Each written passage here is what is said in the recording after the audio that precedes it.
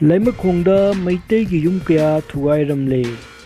Ngarang numidang masak khangdaba meiteilon ngangdaba mioi khutpu amana Leimakhongda leiba meitei yum kaya thugaibagi thabak chatharamle.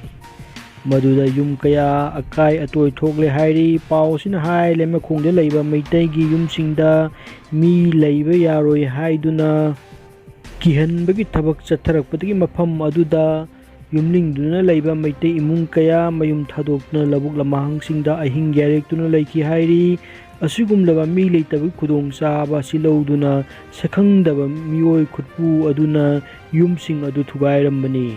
Yum thugairiba asi karamba miyoising tawbano haibadu sarkargi mai leinabu authority-na athuba matamda thidokpiyo Leimakhongda leiriba meiteisingna masaga mayumda leitana lehennaba sinbiyo hairi.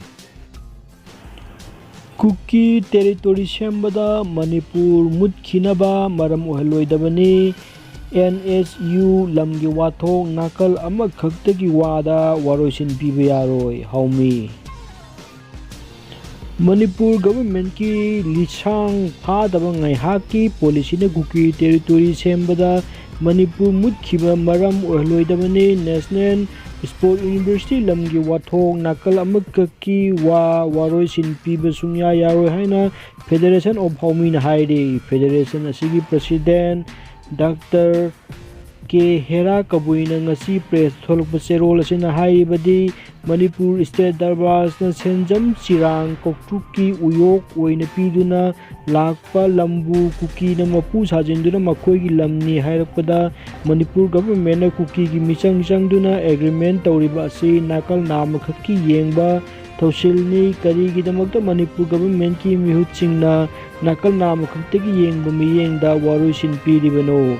Ngasi magyanachi adu khuyek pinarba matungda thorakliba miyam ihau asi government asina thoganbani hairoidabagi maram leite. Ihau asibu nongmai tear gas namthagani hairabadi langani hairi cherol asin hai meitelon khangdaba Myanmaris kuki singna mafam khudimota khudum chansilagliba asida government asina saugatpani haibasida kakningai leiribra haina hangli loinana NSU asida natana Leimakhongda leiba kaunu imagi laisang thugairakpa ngarang ma October 9 numidangda kuki singna nongmai round kaya kaptuna kumtharaklaga meitei nupi angang leiba yum kaya aki akhang piba amadi asok apan nanghankibada government na free thaduna tumina leiriba asi maram chabra.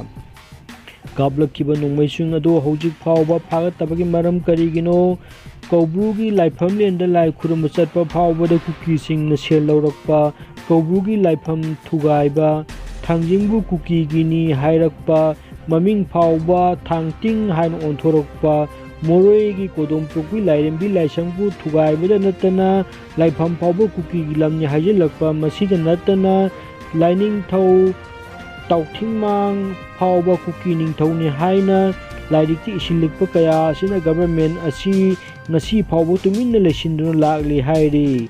Cherol asina hai Federation base kuki lalolupsinga su taunaduna khulai training pibada government asina tuminna yengduna lakli singi sing mai khudingda popi thajinduna foreign kuki singna maning tamli nongmakangdana security singna phariba drug singi mapusi chada 99 kuki singni khudingmaksing asi government masina yelhomi miyamgi tunglamchaki yenglaga lokhopam thokpa thabak khudingmak lokhotkadabani.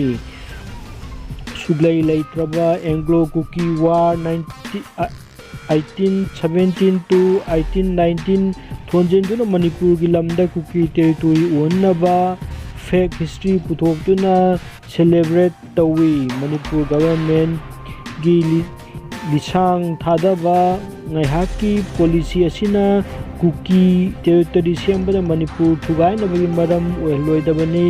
Maram asina Federation of Haumi na mitokna yelhomisingda pirakpa akaibasing thenganaba matam punamakta saruk yagani amadi ngasimak sangsinlagliba NSU gi ihau asisu mapung phana sagotkani hairi. Ngasigili pauche sindi yumpham oiba pau Paodam jaba loijare tabi berukung kuningmakpu ꯏꯀꯥꯏ ꯈꯨꯝꯅꯕ ꯎꯠꯆꯔꯤ꯫